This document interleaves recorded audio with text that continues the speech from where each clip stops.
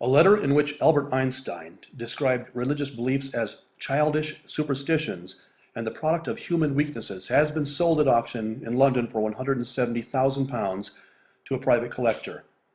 Einstein wrote the letter January 3, 1954, to philosopher Eric Gutkind, who had sent to him a copy of his book Choose Life, The Biblical Call to Revolt. In excerpts from the letter, Einstein is quite direct regarding his views on the supernatural. Einstein wrote, "I read in great detail in the last days of your book, and thank you very much for sending it to me. What especially struck me about this was this. With regard to the factual attitude to life and the human community, we have a great deal in common." He continued, "The word God is for me nothing more than the expression and product of human weaknesses, the Bible a collection of honorable but still primitive legends, which are nevertheless pretty childish. No interpretation, no matter how subtle, can, for me, change this. These subtilized interpretations are highly manifold according to their nature and have almost nothing to do with the original text. For me, the Jewish religion, like all other religions, is an incarnation of the most childish superstitions, and the Jewish people to whom I gladly belong, and with whose mentality I have a deep affinity, have no different quality for me than all other people. As far as my experience goes, they are also no better than other human groups, although they are protected from the worst cancers by a lack of power.